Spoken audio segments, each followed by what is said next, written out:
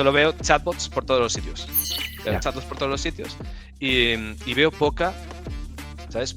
Creatividad. Eso está probado de que un agente con muchas tools es alguien que tiene muchas manos pero sabe hacer muy pocos. En nuestro caso, este modelo nos está dando mejor resultados. Un cambio de modelo implica un cambio en el prompting, porque a lo mejor el modelo siguiente que está claro. focalizado en ciertas palabras clave que hacen que mejore su capacidad de respuesta y justo tus prompts no están adaptados. Este es el mejor patrón que nos funciona a nosotros, dado nuestro problema, nuestra complejidad y la fase en la que estamos. Hola a todos, bienvenidos a este nuevo LambdaCast. Para que no lo sepa, LambdaCast es un espacio que, bueno, es una iniciativa que hemos tenido en Lambda Loopers, que es un espacio en el que podemos compartir experiencias, ideas, poner en común un poco todo lo que vamos viviendo en el mundo del software. Y bueno, en esta ocasión vamos a hablar de determinismo y ambigüedad en la IA, así que buen melón tenemos para hoy. Es algo que ya empieza a preocupar y que es a la orden del día, ya está siendo el foco de atención para muchos. Así que nada, avisaros simplemente antes de nada que tenéis el chat abierto para cualquier pregunta. La pondremos aquí en pantalla y iremos contestando. Entonces, buenas, Germán, ya podéis ir entrando, preguntando, saludando, lo que queráis. Ya está completamente abierto. Hola, ¿qué tal? Vale. Entonces, sin más, voy a dar paso a los invitados de hoy que nos van a acompañar. Tenemos a Nacho Corcuera, él es Staff Engineer en Factorial. Tenemos a Miguel García, VP of Technology también en Factorial. Y a Xavi Sastre de la casa, CTO de Lambda Loopers. Hola, muchas gracias a todos por venir. Y bueno, yo un servidor soy Alex Cáceres, que soy Senior Software Engineer también en Lambda Loopers. Entonces, nada, si queréis presentaros vosotros mismos y hacer un poquito de intro y luego ya vamos al turrón que tenemos. Bueno, no lo he dicho, pero esto durará más o menos una hora. Entonces, bueno, lo que dé lo hemos preparado un poquito para que sea interesante y si surgen temas, como digo, pues podéis preguntar en el chat. Así que nada, os dejo a vosotros un poquito que os introduzcáis y le damos. Vale, pues hola a todos, soy Nacho, he estado de Factorial. Vamos, llevo unos 10 años trabajando sobre todo en ecosistemas de datos y los 2 años y medio, 3 últimos años metido ya en temas de inteligencia artificial, que ahora es lo que está más en boca de todos, sistemas de agentes y ver cómo poder trasladar todo este tipo de nuevas tecnologías a los flujos que conocemos actualmente. Yo soy Miguel, soy VP de Ingeniería en Factorial. Oye, muchas gracias por invitarme por segunda vez al podcast. Es Estoy verdad encantado. que repites. Sí, sí. Estoy encantado de estar aquí. Creo que repetimos un poco tema, aunque centrado entrando más en harina, ¿no? El otro fue un poco más alto nivel. Y nada, listos para el debate. Perfecto. Y bueno, yo soy Xavi Sastre, yo soy CTO de Lambda Loopers y bueno, pues llevo un montón de años trabajando en proyectos de automatización, herramientas internas para distintos tipos de empresas y bueno, pues estos últimos años, sobre todo en proyectos que involucraría y nada, sobre todo recordad que podéis preguntar lo que queráis por el chat, que iremos poniendo las preguntas que hagáis y debatiendo sobre ellas. Y nada. Perfecto. Vale, a mí me gustaría un poco aterrizar el Lambdacast porque sabemos que la IA ha nacido muy de repente, ha avanzado muy rápido y ha cambiado como muchas layers, muchas capas en lo que ha sido implementada, ¿no? Ya sea también a la hora de programar con IA, pero también a la hora de diseñar producto con IA. Entonces, una de las dudas que me surge es, ahora con este nuevo paradigma, ¿qué nuevas piezas tenemos en el puzzle? ¿Qué cosas nuevas tenemos que tener en cuenta a la hora de diseñar producto con IA? No sé cómo lo habéis vivido vosotros. ¿Ha cambiado completamente o es lo de siempre pero con nuevas herramientas para trabajar? ¿O no? Ahora que ha aterrizado la IA, pues ahora estas nuevas cosas se tienen que tener muy en consideración y tenemos que cambiar la forma de pensar en este aspecto. ¿Cómo lo habéis vivido vosotros? Bueno, yo creo que es una de las cosas que más te hace ahora romperte la cabeza, ¿sabes? Para poder trabajar con IA es que una cosa que estaba un poco aislada de los ingenieros un poco es el tema de productos. Al final, tú para poder entender bien ahora cómo poder explicárselo a la IA tienes que tener cierta mentalidad de producto. No vale simplemente con hacer un plan. O sea, tú tienes que vislumbrar un poco qué es lo que quieres construir y por qué, y a partir de ahí ya poder darle las instrucciones para que lo pueda construir la IA.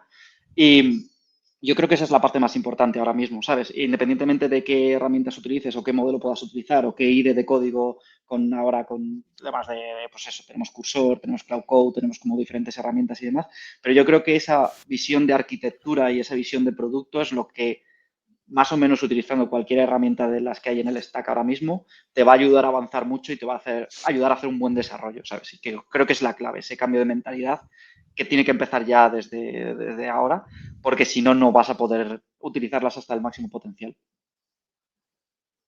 Vale, tener una visión mucho más detallada del objetivo final, ¿no? Antes era un poco más, podía ser incluso más iterativo y irlo definiendo en función también de métricas, que supongo eso también se tiene que mantener, pero de alguna forma tenemos que tener un poco más la foto porque, bueno, ahora lo veremos, ¿no? Pero esto del determinismo, los resultados más probabilísticos y tal, pues nos hacen bajar un poquito más la definición de lo que ya lo hacíamos antes.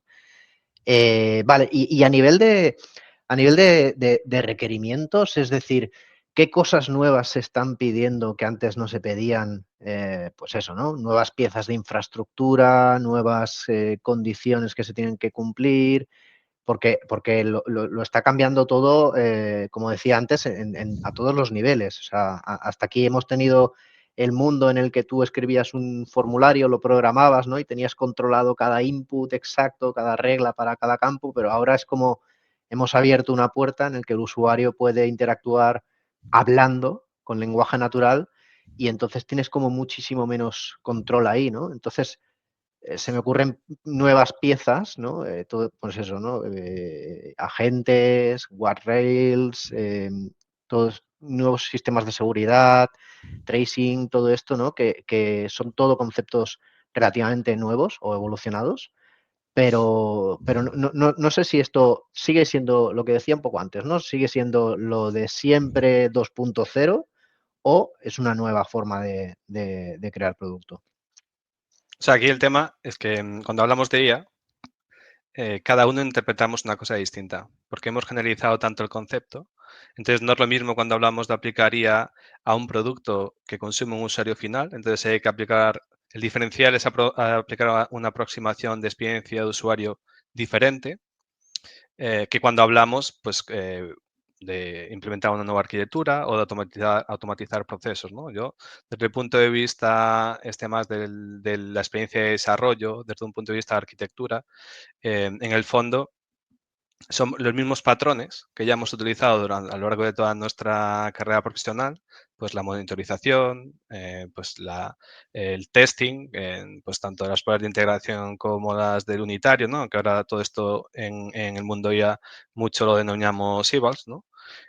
Porque en el fondo todo esto no deja de ser un cambio cultural, ¿no? Aunque hay algunas cosas, dependiendo del sector o del área en el que nos movemos, que son más similares a lo que hemos venido haciendo durante años, en otros casos es distinta, ¿no? Entonces, para mí, para cualquier sistema fundamental, pues son temas de monitorización, son temas de calidad del testing con los evals. Testing. Más importante que nunca tener golden data, ¿no? O sea, a diferencia de lo que teníamos en desarrollo tradicional de software, pues esto viene más alineado con lo que son los testing de calidad a nivel de datos, ¿no? Entonces, la gente que viene del mundo de los datos está un poco más adaptada, ¿no? Pues necesitamos un conjunto de datos con un sentido, pues en el caso de producto que comentaba Nacho, con un sentido más de negocio, con un sentido más funcional, que nos permita validar que los cambios que vamos haciendo, pues digamos, siguen dando el resultado esperado, aunque sabemos que el determinismo, bueno, pues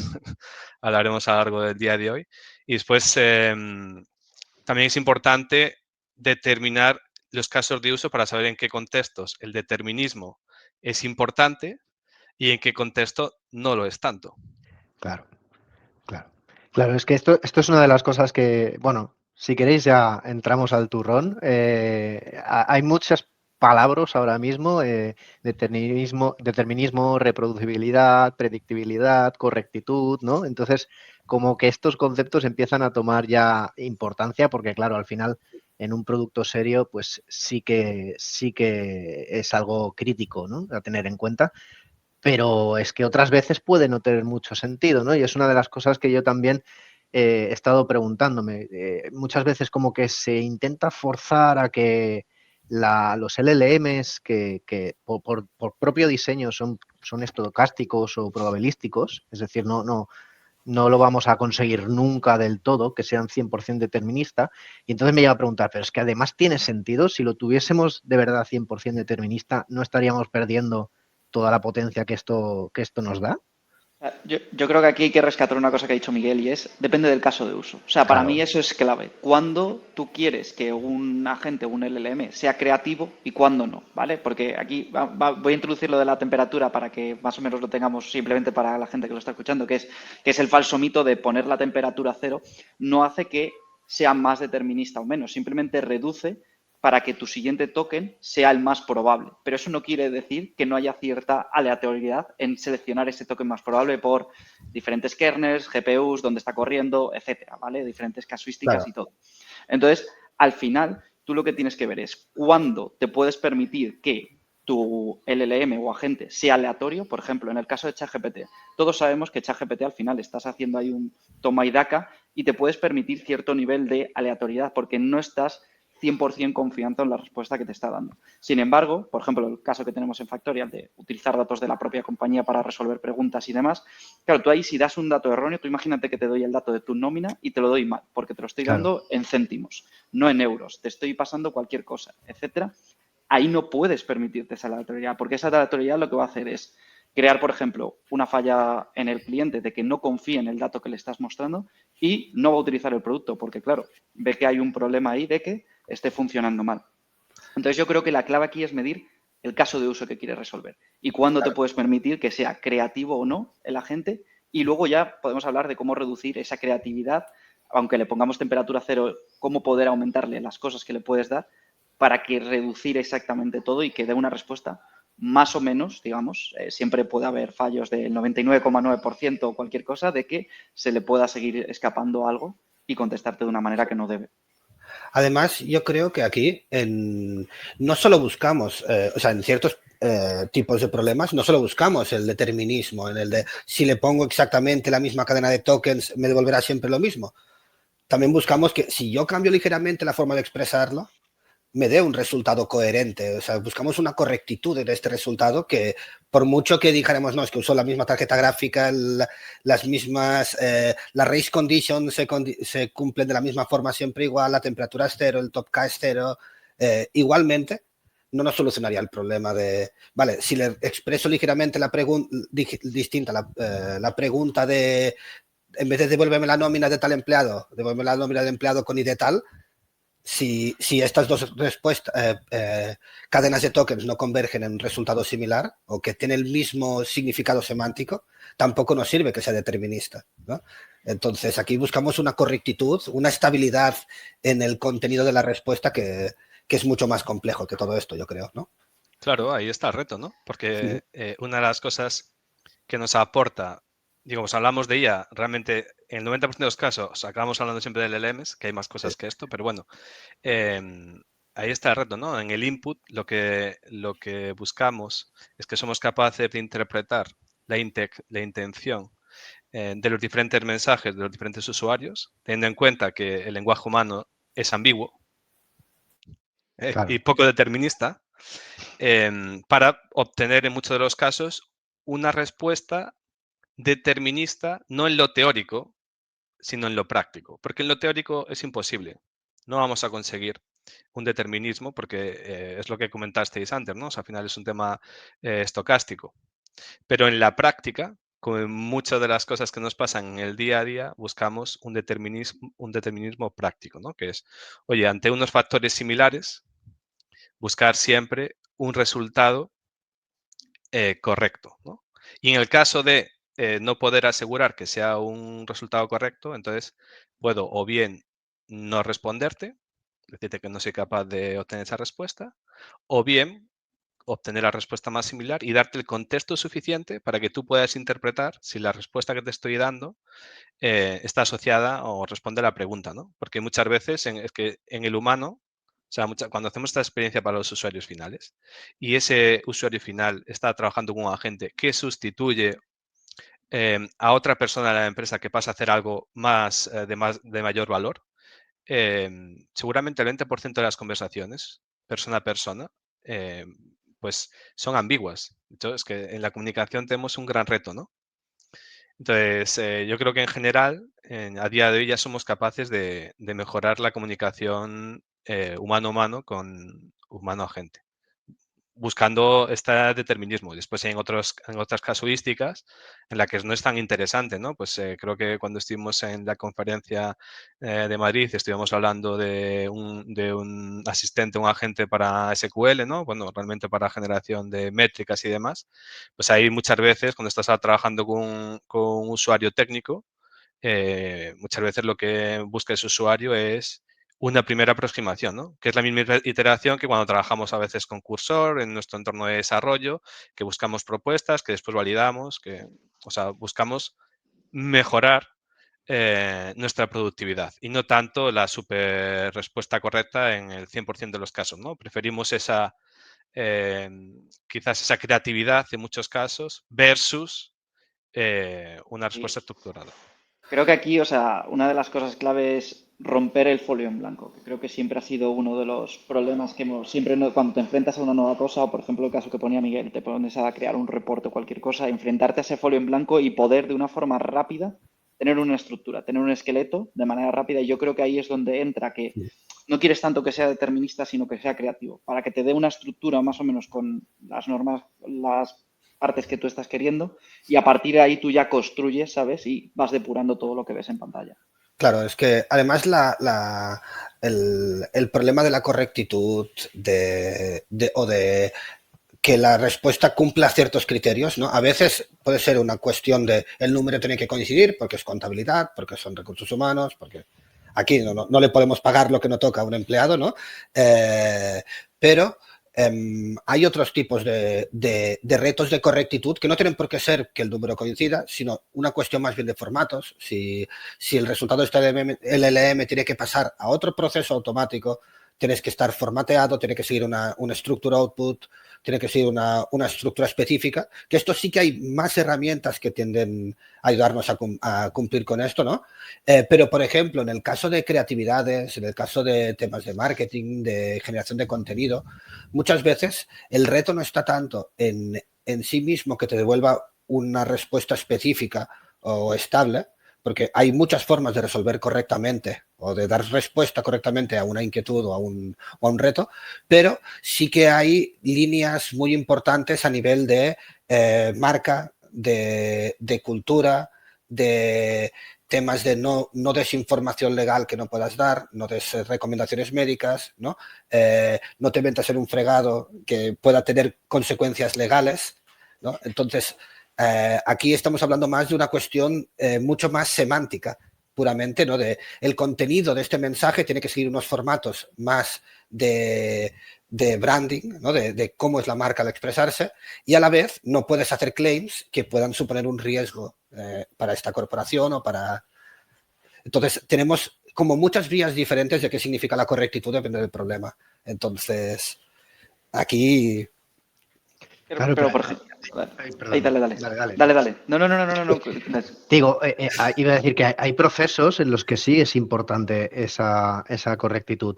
Es decir, hay procesos en los que bajo ningún concepto se puede salir de la línea, porque entonces volvemos a lo de antes. Ya no puedes delegar, ya no puedes actuar como si eso fuese una caja negra que siempre va... Porque van a haber casos especiales, cosas que no se cumplen, el input esperado es ligeramente distinto y por tanto las decisiones a tomar son distintas. Entonces hay procesos que sí que es muy importante tener la certeza absoluta de que tienes el control de lo que entra y lo que sale. Y eso es también el punto de fricción en el que sustituir al human in the loop por dejar una IA agéntica que realice ese proceso, ahí está la fricción también, entiendo, ¿no? Es un poco lo que decíamos antes, sí. al final hay mecanismos, ¿no? Que decir, hay un montón de procesos que...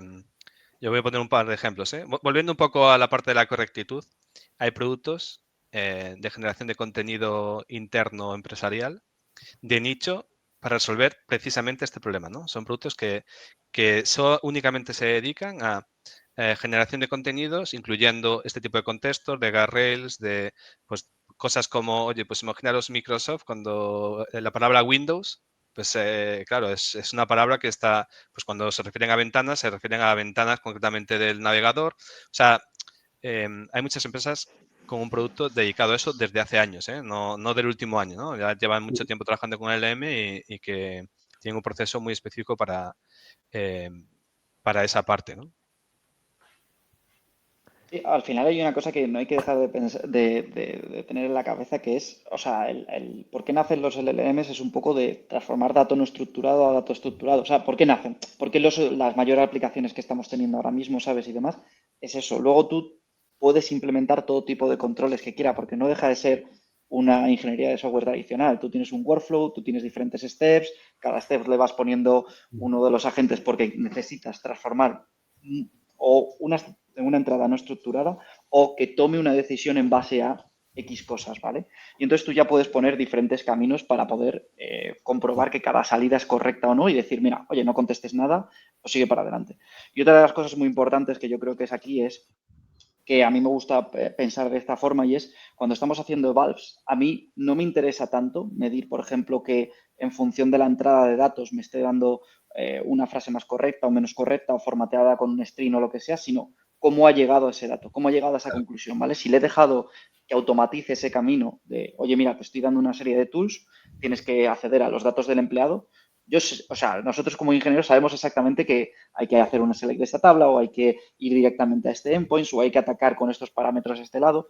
Eso es lo que tienes que pensar muchas veces cuando estás haciendo evaluaciones o cuando hablamos de test de integración o unitarios con un agente. No es tanto él me está resumiendo bien el contenido, me está dando una respuesta en texto exactamente y demás, sino está llegando bien a ese dato, o sea, está resolviendo bien el happy path que con ejemplos, con contexto, con información, le podemos decir, oye, tienes que ir por aquí para resolver este tipo de preguntas. Da igual la variación de pregunta que te entre en el sistema o cualquier cosa, de que esto va así y es 100% así. Y yo creo que esa es la clave, ¿sabes? De diferenciar cuándo tienes que hacer unos evals con un cierto randomness en la salida y cuándo no te lo puedes permitir porque el camino para acceder a esa información es único. O sea, es el que haríamos todos. Oye, Es decir, perdonad sería... que me he olvidado de comentaros antes. Pensad que ya venimos aplicando estos patrones desde hace años sin los LLMs, ¿no? Imaginaros un proceso, os pongo por ejemplo dos procesos típicos. Uno es la gestión de los expenses, o sea, la gestión de los gastos, ¿no? De hace un montón de años en la que tú coges tu aplicación, en Factorial lo tenemos disponible, ¿no? Cargas, haces una foto a tu recibo. Hay un algoritmo que está reconociendo esa imagen, traduciéndotela desde un dato desestructurado, que no deja de ser una imagen, a un dato estructurado, que en el fondo alguien acaba validando. La potencia de los LMs que nos permiten, incluyendo dentro de nuestra arquitectura, LMs, nos permiten hacer cosas muchísimo más potentes, como tener una capacidad de hacer estas transformaciones de forma dinámica y ágil, sin estar codificando constantemente, a un dato estructurado, la capacidad de poder añadirle políticas y que te pueda dar insight o automatización de toma de decisiones, ¿no?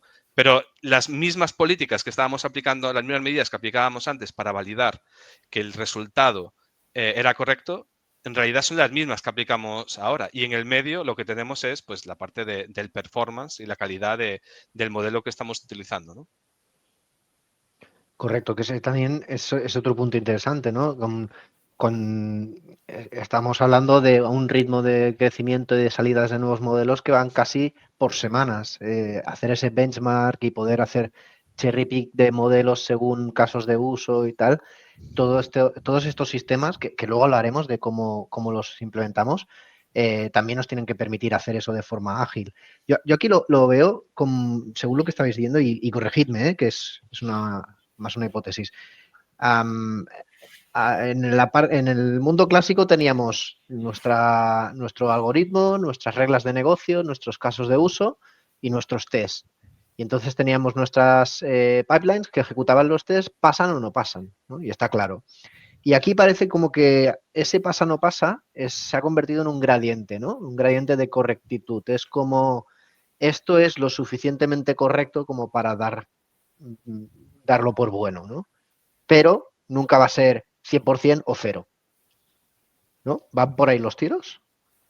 Depende, es que volvemos a lo mismo. Depende de qué pregunta quieras Es contestar la y demás. respuesta mágica, ¿eh? Depende. No, pero es verdad. O sea, por ejemplo, yo Sí, sí. voy a ir un poco con ejemplos prácticos de cosas que conocemos y demás. De una de las cosas cuando, hablándolo con Miguel, que estuvimos de viendo cómo podíamos empezar a testear la gente que generaba código SQL y demás. Entonces, aquí hay ciertas cosas de, vale, si yo tengo ventanas de contexto, por ejemplo, introducimos diferentes formas de reducir este ruido y poder meter determinismo con ejemplos de preguntas que ya habían sido solucionadas anteriormente o funciones templates para reemplazar placeholder. Vale, si yo tengo esa parte de información y ya he introducido esos valores, ahí sí que tiene que ser un test de ha pasado o no ha pasado. Es decir, si yo ya he metido un ejemplo, si yo tengo una función y yo le estoy haciendo una pregunta que tiene que utilizar esa función, no me puedo permitir que haya el gradiente este de, oye, esto lo está solucionando, esto no y demás. ¿Cuándo nos podemos permitir ese gradiente? Cuando no tenemos a lo mejor un sistema, lo voy a decir entrenado, aunque no es la mejor palabra, pero contextualizado. Cuando no tenemos el sistema contextualizado como contexto de información, ahí es donde tenemos ese gradiente. Ahí es donde tenemos un dataset con preguntas, respuestas y donde vamos a tener que implementar diferentes estrategias, ya sea un LLA Ads, que simplemente pues en función de la salida tenemos un scorer, podemos incluso implementar, yo qué sé, parseadores, ¿sabes? Para ver si contiene ciertas palabras clave que nosotros queremos o no, y aquí es donde podemos tener este gradiente de creatividad o no.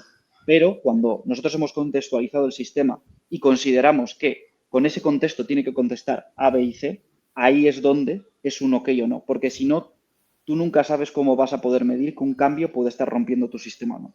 ¿Vale? Porque si lo hacemos por este gradiente, puede que añadas cosas, el gradiente te diga, oye, sigo estando por encima de un 80%, de un 90%, pero he roto algo que a lo mejor para ti es clave y que no te has dado cuenta porque ese gradiente te está diciendo, oye, el 80% de tu dataset o 90% de tu dataset ha pasado el scorer de todo está bien o podemos determinar tal. Entonces ahí yo creo que es, perdonar por el depende, pero es que creo que hay que entender bien qué se quiere estar evaluando y qué no en cada Pero yo creo que siempre ha sido así. Lo único que se veía en otro tipo de escalas. Es decir, si tú miras los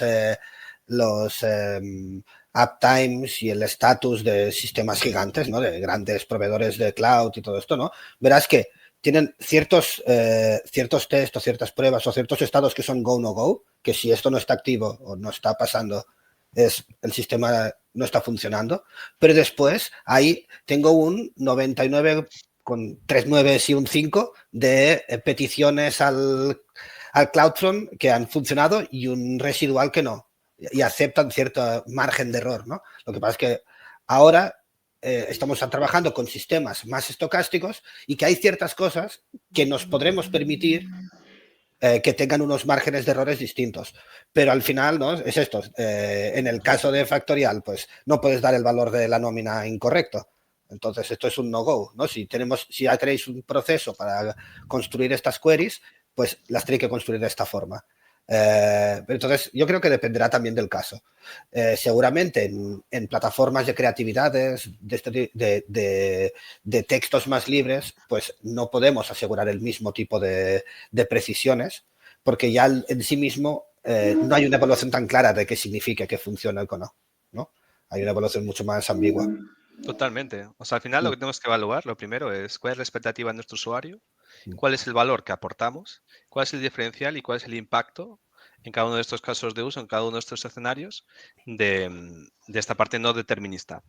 Y dentro de eso, una vez se identificado esos puntos, pues se pueden aplicar diferentes aproximaciones. Una es utilizar los LMs como herramientas, ¿no? Sin tanta creatividad y que nos permitan automatizar, que es un poco lo que comentaba Nacho. En nuestro caso, pues nuestros usuarios no quieren esta parte de no determinista, ¿no? Oye, si alguien me pregunta por la nómina o me pregunta por cuántos días de vacaciones tengo disponibles, además de darle un dato correcto, quiero darle siempre, quiero exponérselo siempre con la misma cadena de texto, de la misma forma, ¿sabes? Gramaticalmente y semánticamente de la misma forma, ¿no? Entonces, utilizamos LLMs y un montón de patrones, porque hay un montón de patrones de arquitectura para poder proporcionar esta información. Y como ha comentado Marco Sorno en el chat, cuando no somos capaces, porque esto también lo hacemos de una forma probabilística, ¿no? Entonces, cuando no somos capaces de determinar o hay cierta ambigüedad en la pregunta, pues les proporcionamos otros insights para que ellos pues, nos acaben de dar más contexto y podamos enrutar al camino a la gente correcto. Eso es lo que nos piden nuestros usuarios. Hay otros, pues que la expectativa es distinta, que esa parte de creatividad y tal, pues es mucho más valiosa, ¿no? En realidad, los ejemplos más claros, para mí los dos ejemplos más claros es uno es ChatGPT, que es lo que usa todo el mundo, ¿no? Y que ya asume que la creatividad le aporta mucho más valor que un dato accurate, y otro es cualquier herramienta de BI, pues Notebook LLM o cualquier otra, que te permiten hacer pues estas capacidades analíticas de insight, etc. Y tú acabas refinando y añadiendo más contexto. Y una cosa que hay que pensar es que, o sea, estamos pensando el testing como un proyecto end-to-end, pero una de las cosas que se abre ahora con los agentes, ¿sabes? Y las ventanas de contexto y demás es una cosa que se llama el contexto vivo, que es no acaba el viaje solamente con he subido mi feature, he acabado el testing y demás, sino que yo puedo seguir enriqueciendo mis bases de contexto en función de las respuestas que da mi agente, si las da correctas o no, las preguntas que están haciendo los usuarios y cómo las está resolviendo. O sea, es decir, ese 80-90% de poder hacerlo como un contexto vivo de, oye, si me está dando un feedback positivo el usuario o si, por lo que sea, tengo un judge del LLM en producción analizando las respuestas y preguntas que me está dando mi sistema, poder incluirlas directamente en el loop y que esa pregunta vuelva a estar disponible para que si un usuario hace una pregunta similar, ya sea el camino resuelto porque ya lo ha resuelto ya alguien anteriormente. O incluso poder meterlas, pues, nuestros propios ingenieros o las propias personas analistas de datos y demás que saben cómo se resuelven ese tipo de cosas, poder introducir la pregunta en el sistema. Y es una forma de tener un contexto vivo sin que la arquitectura base de tu sistema cambie y tú únicamente no tienes que hacer nuevos despliegues. Simplemente es, oye, añado este contexto y ya automáticamente está disponible para que lo pueda utilizar el agente. Eso es muy potente, ¿eh? Es que eso es un buen cambio con respecto a lo que decíamos antes. Y aquí te quería preguntar, Miguel, esa accuracy que decíamos que podríamos conseguir, ¿no crees que también, o al menos es una sensación que a mí me da, hay un punto que tiene que ver con reeducar a los usuarios en el sentido de, vale, ahora tenemos esta inteligencia artificial que me está dando exactamente, con máxima precisión, el valor de mi nómina? Pero como usuario, ¿no crees que hay un punto de que dices, no, pues que yo prefiero ir a mirarlo aquí más que hablarlo con un chat, porque me fío más de lo que pone en este campo, que lo veo más persistido y lo veo más directo, que lo que me pueda decir un chat? ¿No crees que hay ahora hay un trabajo también de confianza en esa Creo que parte? hay dos cosas. Una es, perdona, colócate bien el micro porque se ha perdido un poco tu Perdón. audio. Hay dos cosas. Una es, hablábamos antes del impacto, ¿no? Entonces, yo creo que si imaginaos en el caso de Factorial. Factorial, hemos sacado al mercado One, que es nuestro agente, orientado pues a nuestra solución de Business Management, que intenta, bueno, un poco optimizar y librar de este trabajo muchas veces tedioso que tienen en operaciones de recursos humanos o de los departamentos de las empresas. Tú imagínate que un empleado le hace una pregunta sobre la política de gastos de la compañía, ¿no? Oye, hoy he viajado a Portugal, ¿cuánto me puedo gastar en la cena? Es una pregunta habitual que seguro que hay un montón de personas que nos están viendo que han tenido que viajar por un viaje de empresa y no recordaban cuál era su política de gastos, ¿no? Y por alguna razón, el agente factorial, que es un representante de la compañía, pues le dice, imagínate, dos preguntas, te voy a dar una correcta y dos incorrectas. La primera es, la correcta es, oye, te puedes gastar, tienes un máximo de 50 euros para la cena. Dos incorrectas, tienes un máximo de 1.000 euros para la cena o no tienes posibilidad de que la empresa cubra los gastos de tu cena. En cualquiera de los dos últimos casos, el impacto que estás generando a un empleado que en ese momento está fuera de su lugar de residencia generando valor para la empresa, es negativo. Uno, porque puede gastar más de lo permitido, o porque considera, oye, que no puedo, la empresa no me va a sufragiar, ¿no? Entonces, uno, hay un impacto hacia la compañía y el otro no va a generar un impacto al empleado, ¿no? Ese empleado va a tener una satisfacción contra la empresa. Entonces, el impacto es alto. Y este es un ejemplo muy sencillo. Te puedo poner políticas mucho más complejas con mayor impacto para la compañía. Entonces, ahí no podemos cometer errores.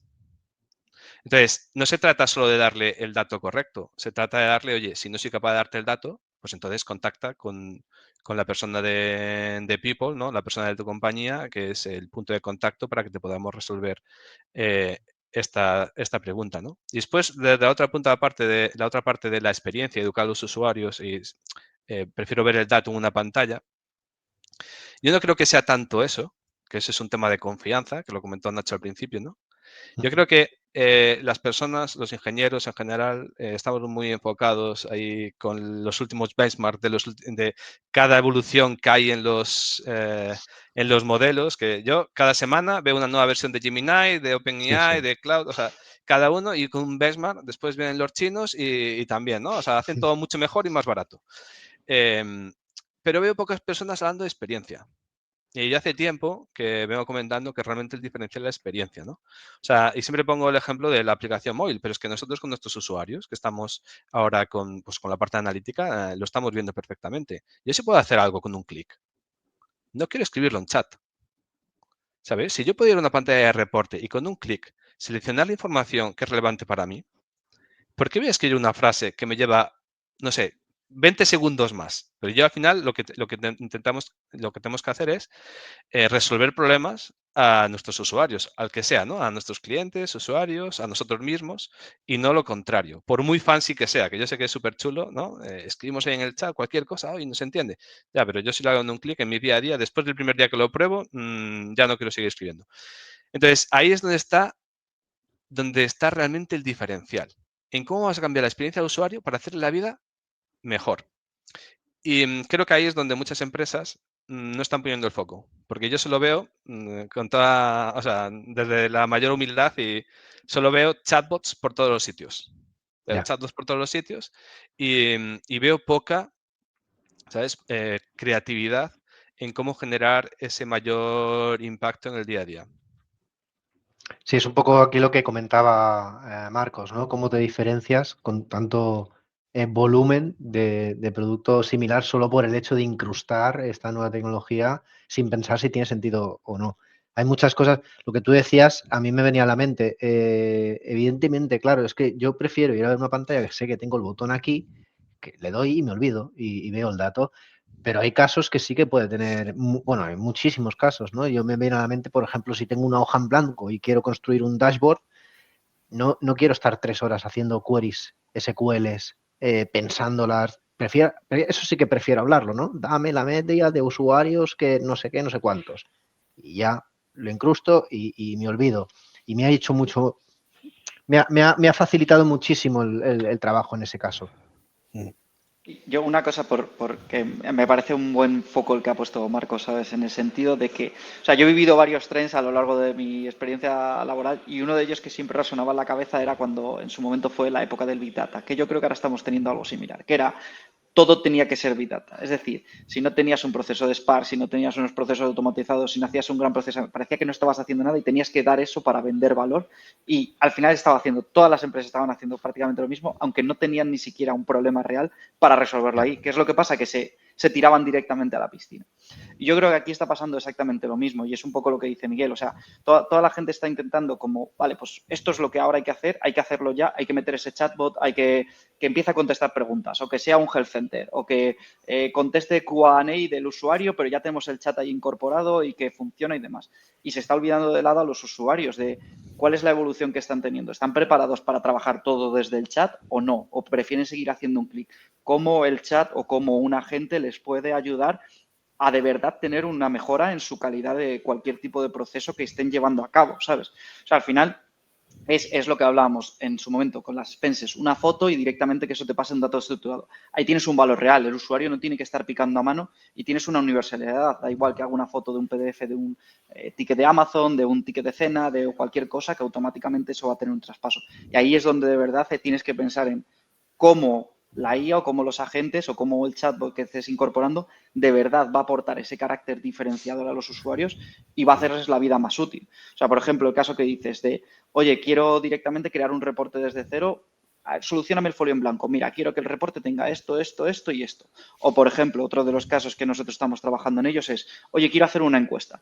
Vale, pero no quiero pensar en las 15 preguntas una por una y demás. Hazme Claro. un esqueleto. Yo, mira, este es mi topic, esta es mi audiencia, estos son los temas de los que quiero tratar y esto es lo que quiero medir. Ponme un batiburrillo de preguntas y a partir de ahí yo ya refino, ¿vale? Es todo ese tipo de cosas de decir, vale, no tengo que ir una a una, sino que directamente ya las tengo. O cosas súper tontas, casos de uso que se me vienen a la cabeza. Vale, yo hablo castellano, pero mi equipo trabaja en inglés. Vale, yo hago la encuesta en mi lenguaje natural. Hazme la traducción, la reviso luego en diagonal, vale, está bien, envíala. O sea, trabajo de una forma mucho más proactiva y no tengo que estar esperando cosas, ¿sabes? Ni nada por estilo, o tener que hacer yo el trabajo manual. Y yo creo que ese es el trabajo, el carácter diferenciador donde de verdad aporta mucho valor. Sí, sí, sí, justo. Muy interesante. ¿Os parece si bajamos un poquito más de nivel e intentamos explicar, porque hemos hecho como la parte filosófica al principio? Yo había preparado un diagrama muy cutrillo, pero simplemente para que lo podamos comentar. No sé si vosotros en vuestra experiencia lo visualizáis así. A mí me gustaría hacer un poquito de big picture entre todos y ver un poco las piezas, sin bajar al detalle concreto de ninguna de ellas, pero ¿esto es un poco la pinta que tiene una IA agéntica a día de hoy? ¿Cómo lo veis vosotros? Es decir, aquí tenemos la parte de los workflows que mencionabas antes, Nacho, son, ¿no?, pequeños agentes Sí, especializados en acciones concretas. justo, o sea, al final hay que pensar que más o menos, o sea, no deja de ser una estructura de un workflow de toda la vida. Tú tienes múltiples steps, en cada uno de los steps vas resolviendo cosas, vas haciendo cargas de contexto, diferentes agentes, puedes tener enrutadores virtuales, mixture effort, diferentes cosas, ¿sabes?, para poder llegar al output final. Y aquí las cosas importantes es estos agentes, que a mí me gusta mucho el concepto de agente atómico, ¿vale? Lo hablábamos antes en la presala, el símil de la obra, ¿vale? De que yo lo veo como una estructura muy clara de cómo funcionan las estructuras de multiagentes. Vale, yo tengo un agente que es atómico, tiene una serie de tools, tiene una pequeña memoria con todo el contexto cargado y es capaz de, en función de esas tools, triggerear una acción o no y está acotado a un contexto exacto. En el caso de la obra, pues tú tienes al albañil, tú tienes al electricista, tú tienes al cristalero, tú tienes diferentes personas que se encargan de que todas esas partes en conjunto funcionen bien. Y luego, pues al final lo que tienes es una convergencia en un output, que es lo que te va a dar la salida final. Sí. Y simplemente por poner un poco más así de cosas, para mí una de las cosas clave que he visto ahí que habéis lanzado en Lambda Loopers una pregunta de cómo vencer al determinismo, no de prompts estructurados, que creo que es la que había ganado.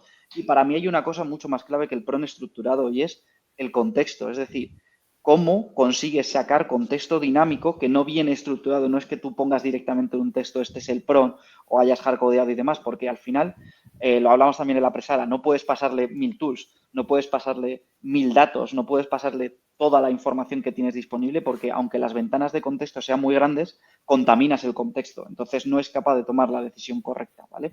Y aquí yo creo que es clave esa fase inicial, que es lo que de verdad te va a vencer todo ese determinismo o no y lo que va a hacer que tu sistema sea muy robusto. Vale, si yo estoy preguntando sobre, me lo llevo siempre a casa, perdonar, pero por ejemplo, si estoy haciendo una pregunta sobre datos de finanzas, no quiero que me cargues las tools que están asociadas a Time o a otro dominio de operación y demás. La pregunta está en finanzas. Actívame solamente en la ventana de contexto asociada a finanzas para entender yo los términos, las tools que puedan tener sentido o no con la pregunta que he hecho, etcétera. Y todo eso es una fase que no se habla tanto, pero que es clave para que tu sistema no colapse y no tengas que hacer, he visto últimamente ventanas de contexto de que tienes prompts de 1000, 1500 líneas, cada vez veo que se llama más esto pues ahora Cloud ha hecho una ventana de contexto de 200.000 tokens, ahora no sé quién ha hecho una ventana de contexto de 250.000 tokens. Y hay un concepto que se llama el polluting context, que es que está ahí, o sea, existe por algo, y es porque por muchos tokens que haya, va a haber cosas que le metas en ese prompt que van a entrar en conflicto. Entonces, tienes que seleccionar exactamente lo que le quieres pasar de información o no. Claro. Sí, mi experiencia es que en general pocos problemas necesitan una ventana de contexto tan grande. Los hay, porque problemas de research muy profundos Sí. pueden implicarlos, pero realmente es, como decíamos antes, ¿no? La calidad del dato es mucho más importante y la calidad del dato es dar el contexto adecuado y el que le es útil y no el que no le será útil, ¿no? Es decir, si das datos llevándolo a vuestro terreno, das datos de recursos humanos, datos de métricas de tiempos, cuando lo que estás pidiendo es pérdidas y ganancias, le estás ensuciando completamente, no le estás dando información útil y además le estás haciendo perder el foco en lo que realmente importa, que es ventas, gastos, amortizaciones. Y lo mismo, ¿no?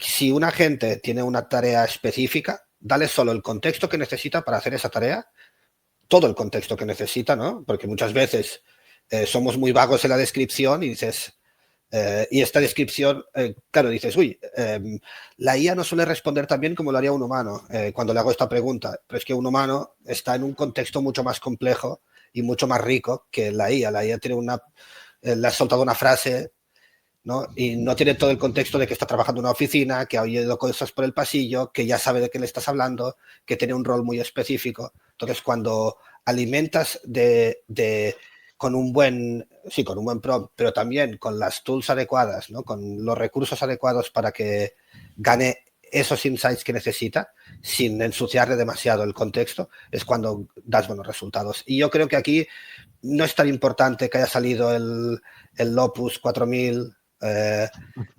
Cada vez tiendo a usar modelos más pequeños, más sencillos y trabajar más la limpieza del dato inicial. Da muchos mejores resultados, creo yo.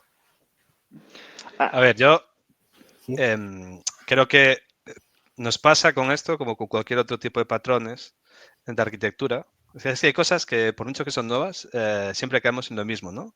O sea, yo veo los diferentes patrones que podemos aplicar, que si orquestación, que si single agent, que si multiagente, que si los agentes atómicos que te comenta Nacho y los workflows, que si el enrutador, que si los agentes autónomos.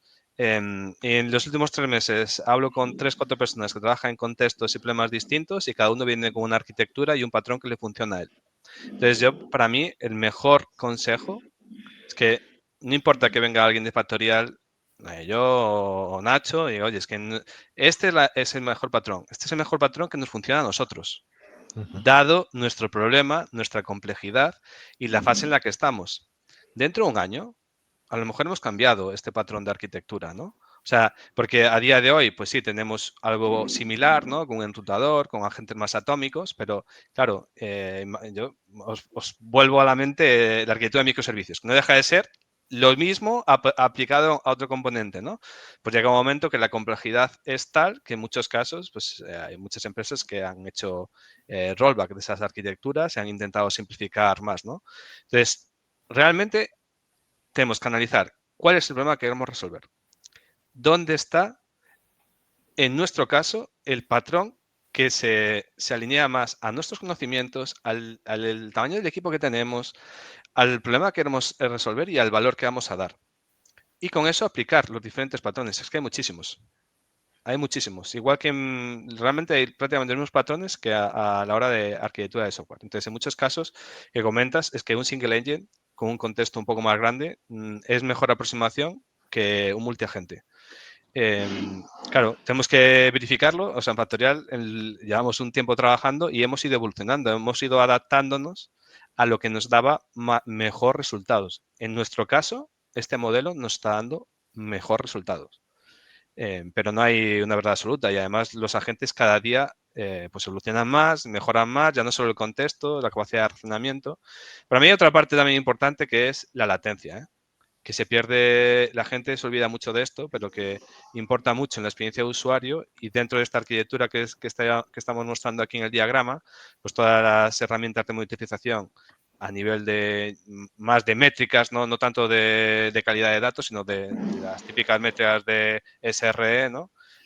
Son importantes, ¿no? La concurrencia que nos permiten los modelos, cuáles son los tiempos de respuesta, porque a veces nosotros mismos, de pasar un modelo a otro, hemos incrementado 20-30 segundos las respuestas. Claro, cuando metemos arquitecturas complejas de agente, pensad que cada salto que damos añade una latencia mayor. Entonces, en el contexto a lo mejor en el que estamos, imaginaos un operario que está en una factoría, en una línea de producción, y está preguntando por métricas de calidad, porque esto es uno de los casos de uso en los que se utilizan este tipo de tecnologías.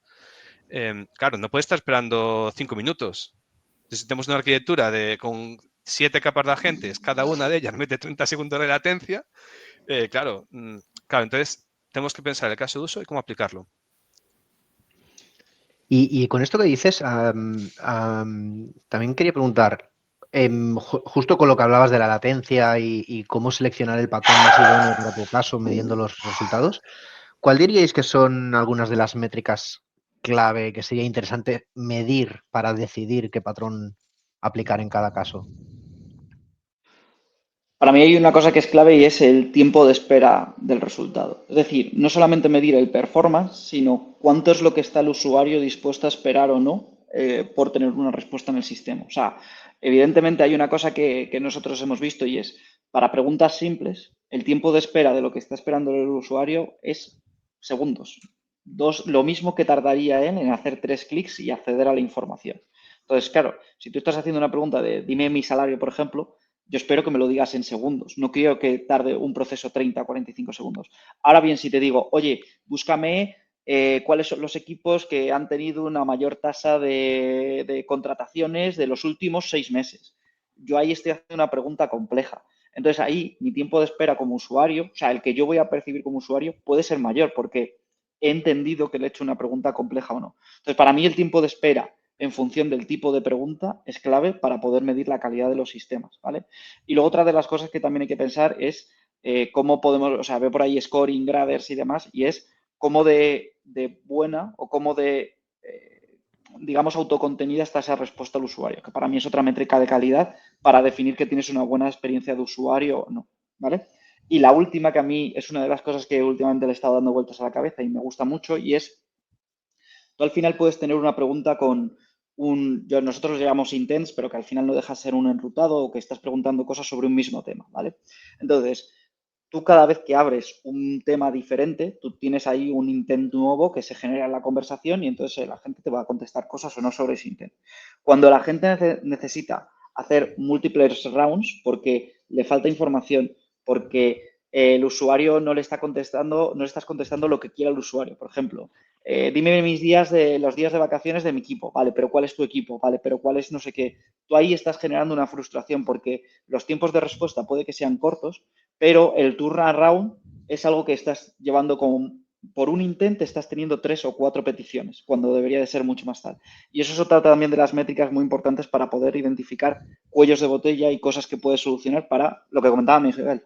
Acordarte de la experiencia de usuario, que no nos tenemos que olvidar de que por mucho que metamos muchas más capas o hagamos sistemas muy potentes, eso tiene que estar ahí y es algo muy importante. Vale, y entiendo que la otra métrica, como no, como siempre, serán los costes, ¿no? Ahí también Sí. hay que... Esa nunca se olvida. Esa ya se da por hecho. Oye, Sí. y una cosa que me he quedado un poco en el tintero de lo que hablabas antes del concepto que me gusta bastante, el concepto de contexto dinámico en función de las iteraciones con el usuario. Aquí, digamos, tangiblemente, ¿de qué estás hablando? ¿De una base de datos vectorial, un rack que se va realimentando? ¿Cómo se implementa este contexto dinámico? Sí, o sea, al final ahora, y es lo que comentaba Miguel, esto es lo que está ahora, pero en 6 meses, un año puede cambiar y puede salir otra cosa y demás, pero al final no deja de ser, yo sobre todo lo que veo no deja de ser la evolución de un sistema de recomendación, ¿vale? Tú en un sistema de recomendación, tú tenías una entrada, en función de esa entrada te iba recomendando diferentes cosas, lo que pasa que aquí ya tienes una gente que en función de la recomendación puede tomar decisiones o no. Y no deja de ser eso, una base de datos vectorial en la cual puedes tener pues mucha metadata asociada, diferentes formas de hacer embeddings, que para que hablemos todos un poco el mismo idioma, es una forma de poder pasar de texto a un array de vectores sobre el cual yo puedo aplicar métricas de distancia para comprobar si la pregunta o conceptos están cerca o no de otros. Por ejemplo, yo qué sé, perro, chihuahua, todos esos son conceptos que están cerca, por lo tanto van a salir próximos cuando yo haga una búsqueda vectorial por ese tipo de cosas. Y luego, al final, es esa forma de añadir ese contexto dinámico. Lo hablábamos también en la presala de, oye, no solamente el contexto es dinámico de cuanto a información, sino también cuanto a tools, ¿vale? Esto es importante. Es una de las cosas que estaba anunciando Cloud Code hace poco, es de que están implementando el Search Tool.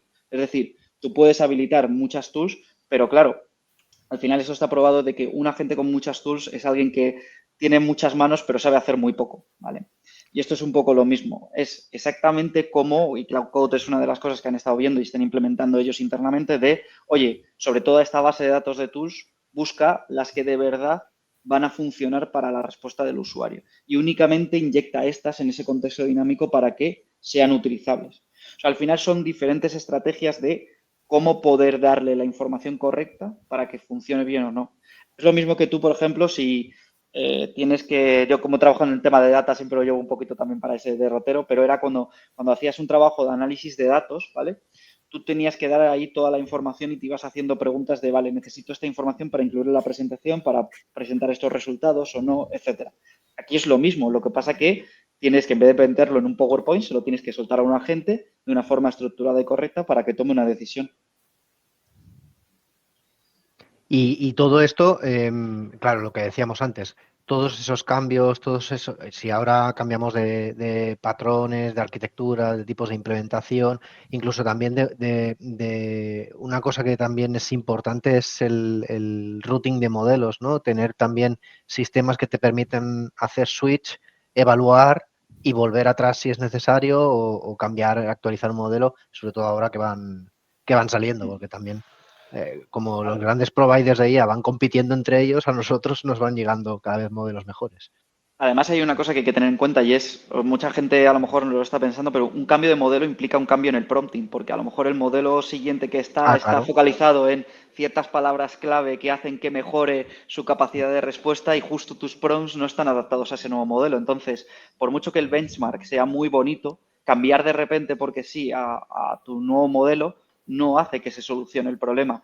Y otra cosa que quería decir, que creo que sí que esto sí que es un horizontal y sí que creo que es una de las cosas que sí que se tiene que trabajar, es la era de la documentación, pura y dura. O sea, cuanto más documentado esté tu sistema, mucha más metadata, hablábamos en su momento hace unos años de los catálogos de datos, ¿sabes? Y cosas por el estilo, con la metadata de las columnas, la descripción de las tablas, etcétera. Cuanto más documentado esté tu sistema, más fácil va a ser de poder integrarlo con la IA, porque al final es lo mismo, si ya tienes la documentación interna para tus usuarios humanos, digamos, o sea, para nosotros, de que llegues a la tabla, leas el campo y digas, joder, da gusto entender para qué sirve esta columna, para qué sirve esta tabla y demás, va a ser lo mismo, o sea, el paso va a ser natural para poder darle esa información a un agente y que pueda utilizar correctamente la información que está ahí disponible. Y eso es universal, eso sí que va a ser, y yo creo que es la era ahora un poquito que está empezando, cada vez lo vemos más, que es la era de la documentación. Cuanto más documentado esté tu sistema, más fácil va a ser tu integración con la IA. Sí, además, justamente hoy en día, que es mucho más fácil documentar los sistemas, porque básicamente puedes pedirle, vale, cuando estás programando de forma asistida con IA, dices, de paso, documentamelo. Pues, pero hay que tener cuidado con eso, porque es no, una claro, de las cosas de, sí. claro, ya no hacemos código, hacemos que todo el código lo haga la IA, entonces la IA aprende a hacer código con código de ella generado y entonces empieza claro, ahí el no, loop infinito y todo, ¿sabes? Aquí tiene que haber human in the loop, seguro, Sí. porque si no empiezas a hacer una bola de nieve.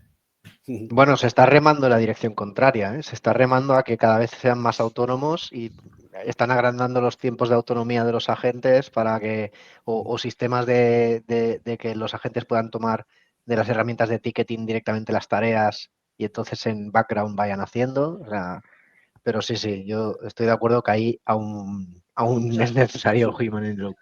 O sea, Sí, es un paso evolutivo correcto, pero el problema es, o sea, ellos han aprendido de bases de código que han realizado personas, ¿sabes? Y todo, o sea, que han realizado, pues, señor DevOps, o sea, señor Engineering y personas que saben automáticamente cómo funciona. Pero claro, hay una cosa que es, todavía no está perfeccionado entero ese loop para que los sistemas sean 100% autónomos y que te pueden hacer un código potente, robusto y escalable de un chispazo, ¿vale? Eso todavía es un pasos poco a poco que van llegando, ¿sabes? De hecho, una de las cosas que ha salido, no sé si lo habéis visto, pero ha salido varias veces, es el Vibe Coding Fixer, que es una profesión que está saliendo ahora de, oye, hemos implementado un código, no había a lo mejor tarta de seniority en los equipos, esto ha salido a producción, pero no sabemos cómo arreglarlo, o las soluciones que nos dan no son las correctas. sí. Que hay que tener en cuenta que todavía no te puedes fiar 100% de todo lo que haga y siempre tiene que haber un poco un cierto expertise que te ayude a afinar el código, el resultado que te está dando. O sea, aquí Claro. la diferencia está en cuando tú creas, cuando empieces ahora a desarrollar un sistema desde cero, incluyes estas herramientas, probablemente el 80% de la documentación que te está generando estos agentes SIA, que son de evolución de los sistemas que ya había antes para generar esta documentación, pues será plenamente funcional. Tendrás que, digamos, optimizarla en la parte más de business, en la parte más funcional, que es donde en muchos casos acabamos teniendo la deficiencia, ¿no? No tanto en lo que hace el código en sí, sino en cómo son los flujos de orquestación para imaginar al sincronizar dos sistemas. No es solo llamar una API, hay un proceso, ¿no? Un significado de cada uno de los pasos que tienes que dar. Iba a poneros otro ejemplo de factorial, pero creo que ya quedaría un poco más aburrido. El problema está en los sistemas ya existentes, en el legacy. O sea, todos estos mastodontes de aplicaciones y de sistemas que hay en multitud de empresas, que cómo generas una documentación, ya no solo la técnica, sino tienes que poner a una gente que interprete todo el código existente, un código que para el que no ha sido entrenado la gente, que no tiene referencia, pues no está documentado en ningún sitio, y además que te genere la parte funcional. Para eso queda mucho, ¿eh? Mucho, que al ritmo que evolucionamos, oye, a lo mejor en año y Sí, medio o sí, dos, estamos ahí, mucho porque es relativo el término mucho aquí. sí, Sí, sí. la verdad es que sí. Oye, muy bien. Pues yo aquí había puesto que a mí me parecía interesante recomendar a la gente, a ver si lo localizo, recomendar a la gente un par de lecturas. Les había puesto los libros de Mastra, que a mí Mastra es un framework que me gusta muchísimo desde para aterrizar en todo este nuevo paradigma y desde jugar a ya entornos productivos interesantes. Y también recomiendo el propio framework. Y estos libros que han sacado creo que aterrizan muy bien los conceptos clave de todo lo que hemos estado hablando y de darte un poco una base. No sé si vosotros tenéis otras lecturas recomendadas, otro recurso interesante que a la gente le pueda ayudar. Si no, yo estos los recomiendo. Yo sobre todo recomiendo... Ay, dale, Miguel. Digo nada, que en Factorial utilizamos Mastra, así que esta es, Ah, mira. me parece una recomendación perfecta. Sí, yo sobre todo lo que digo es que a mí me gusta mucho que la base de conocimiento sea la propia experiencia. O sea, está bien la teoría y leer, pero que la gente se tire porque ahora mismo es la ventana para poder entrar en sistemas de este tipo es mucho más pequeña. Ya no es como antes de, pues si querías especializarte en Machine Learning, tenías que aprender mucho más, problemas de ML clásicos, entender bien los modelos, ¿no? Etcétera, para qué servía cada uno. Aquí tú puedes empezar ya a juguetear y a probar cosas, ¿sabes? Desde el minuto uno.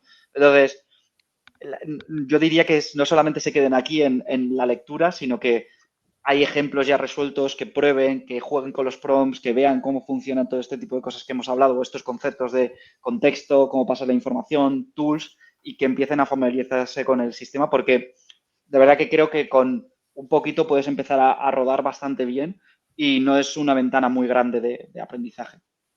Correcto, sí, sí, totalmente, totalmente de acuerdo. De hecho, a mí lo que me gusta es que ellos te dan templates ya hechas, tienes una interfaz para hacer ahí tus playgrounds y tus arquitecturas agénticas y tal. O sea, sí, sí, totalmente de acuerdo, que como mejor se aprende es bajando al barro. Sí. Muy bien, oye, pues nos hemos quedado ha quedado bastante completita. Hemos hablado de la parte más nuevos retos, la parte más filosófica, conceptos, y ahora estábamos acabando de cerrar la parte de la implementación, ¿no? Y de cosas a tener en cuenta. Creo que ha quedado guay. Y nada, yo creo que más o menos por aquí lo podemos ir dejando. Os quería decir que muchísimas gracias por venir, que espero que hayáis estado a gusto y que por supuesto estáis súper invitados a siguientes charlas si os apetece. Que nosotros agradecemos un montón que la gente del mundillo venga y nos explique cosas del mundo real y podamos salir todos de la cueva. Y nada, pues eso. Espero volvernos a ver pronto y a los demás también. Estaremos con el siguiente LambdaCast. Creo que será el mes que viene, si no me equivoco. Y no creo que todavía no sabemos de qué va, así que todavía no puedo hacer teaser. Muchísimas gracias a vosotros por invitarnos. Seguro que será fabuloso y eso, muchísimas gracias. A mí me ha encantado estar aquí. La verdad es que es un sitio súper cómodo para poder debatir y compartir lo que estamos haciendo en el día a día y además las preguntas de las personas que atienden pues siempre son súper acertadas, o sea que tenéis ahí un Buen público. buen público, sí. Muy bien. Pues gracias a todos. Muchas gracias. Hasta luego. Chao. Adiós.